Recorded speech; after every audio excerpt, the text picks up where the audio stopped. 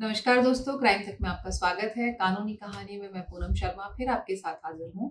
आज की कानूनी कहानी में बात करेंगे आपके स्मार्टफोन को लेकर। जी हाँ, वही 6 इंच का स्मार्टफोन जिसके बिना आपकी पूरी दुनिया अधूरी है। चाहे ऑफिस का काम हो या घर का काम हो या आपकी निजी जानकारियां हो, यानी कुल मिलाकर आपका पूरा संसार आपके इस 6 इंच के स्मार्टफोन में समाया हुआ है।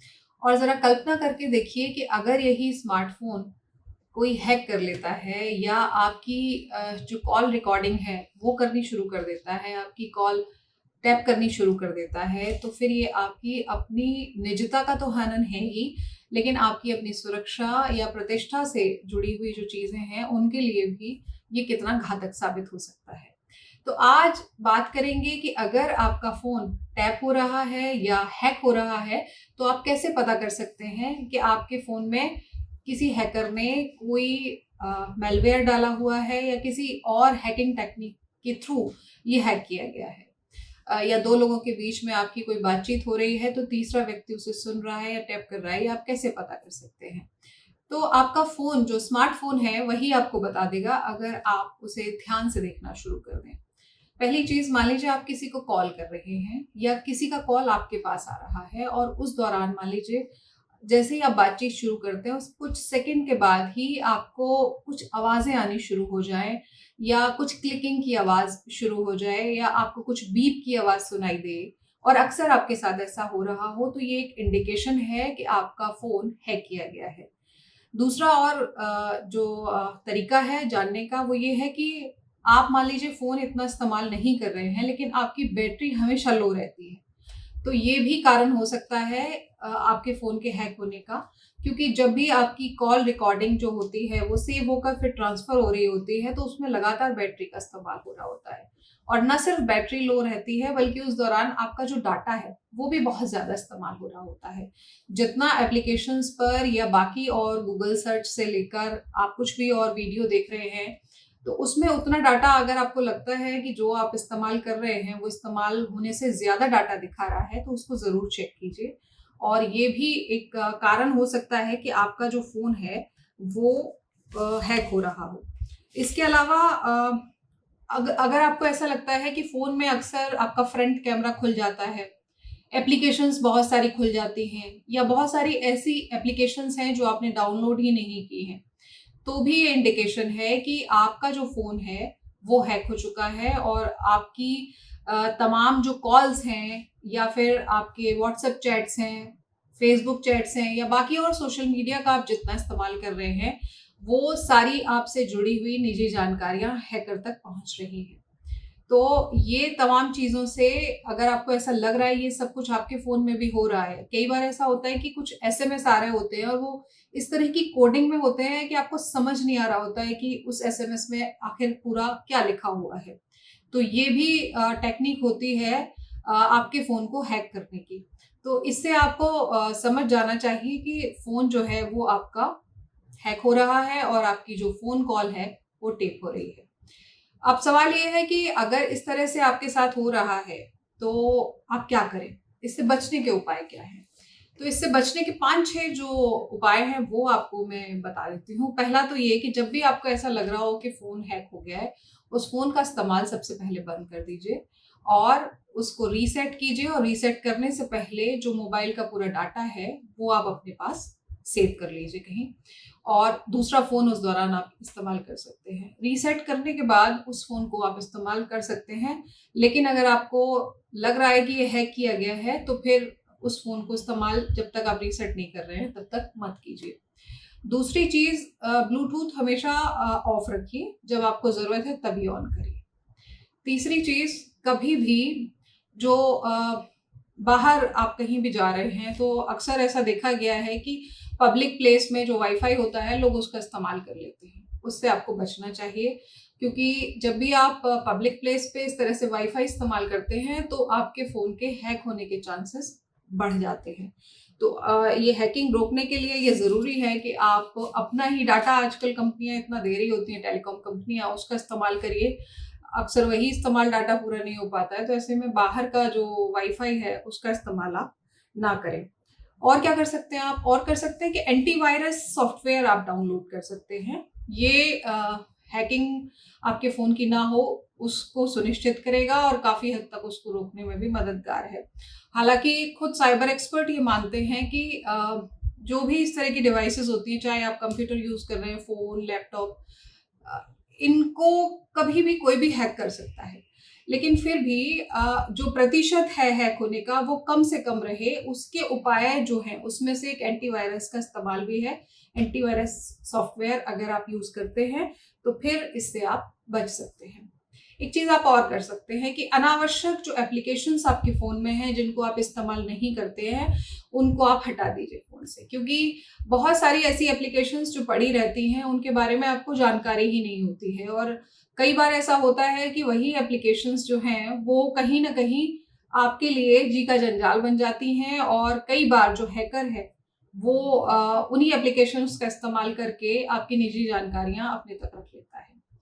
तो ये तो फ़ोन से जुड़ी हुई चीज़ें थी, आपके स्मार्टफ़ोन से जुड़ी जुड़ी हुई, और ये साइबर अपराध की श्रेणी में आती हैं। मान लीजिए किसी व्यक्ति ने, आप 2 लोग कोई बात कर रहे हैं और किसी व्यक्ति ने हैक करके उस बातचीत को अगर अपने पास रिकॉर्ड कर लिया है, फ़ोन जो है आपका वो टेप हो गया है, और ऐसी स्थिति में अगर वो उसको लीक कर देता है कहीं, किसी सोशल मीडिया प्लेटफ़ॉर्म पर, मीडिया में या कहीं भी और, तो ये हमारे यहाँ अपराध की श्रेणी में आता है। और ये अपराध की श्रेणी में इसलिए आता है क्योंकि इससे किसी भी व्यक्ति की निजता और प्रतिष्ठा प्रभावित हो रही होती है, और साइबर क्राइम तो माना ही जाता है कि इस तरह से हैकिंग हो रही है तो उसकी में तो अलग सज़ाओं का प्रावधान है।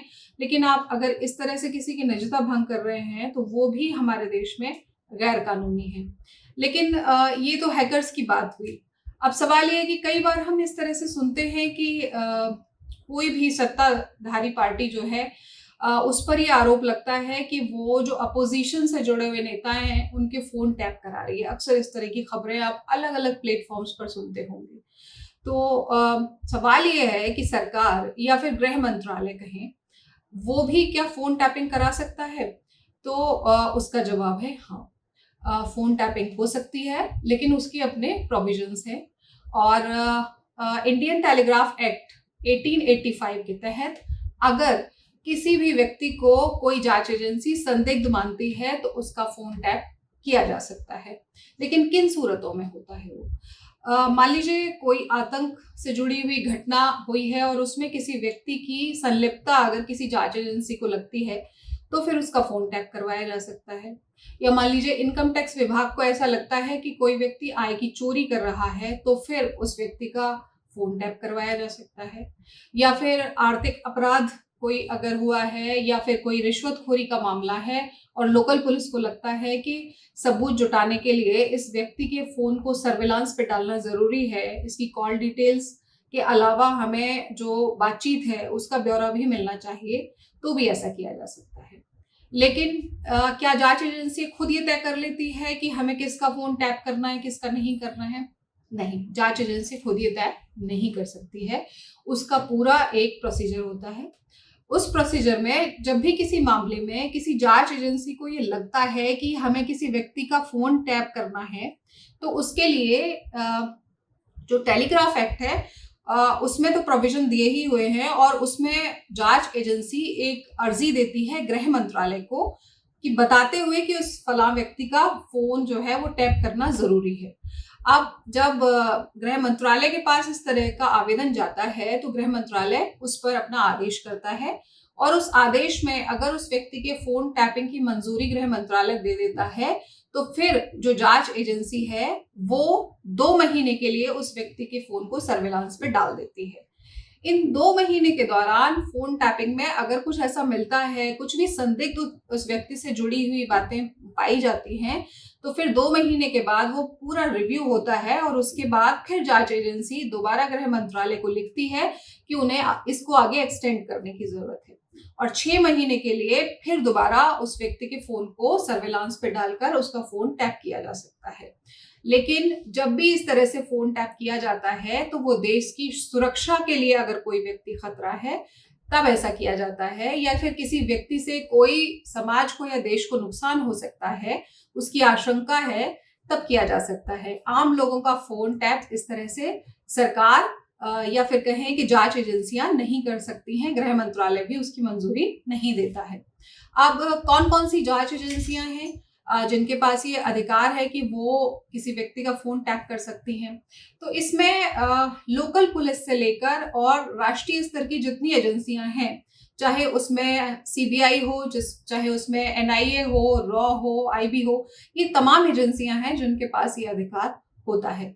लेकिन अगर इस तरह की कोई भी फोन टैपिंग कोई अधिकारी कर रहा है जांच एजेंसी का, तो वो भी इसको सार्वजनिक नहीं कर सकता है।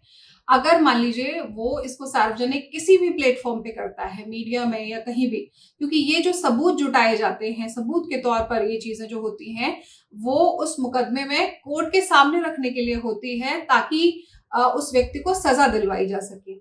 लेकिन अगर इस तरह की जानकारी को कोर्ट का कोई फैसला आने से पहले इस तरह की पब्लिक प्लेटफॉर्म पर कोई अगर अधिकारी, जांच अधिकारी ही लीक कर देता है, तो उसके खिलाफ भी जो टेलीग्राफ एक्ट है उसमें धारा 26 में सजा का प्रावधान है और उस अधिकारी को भी 3 साल तक की सजा हो सकती है।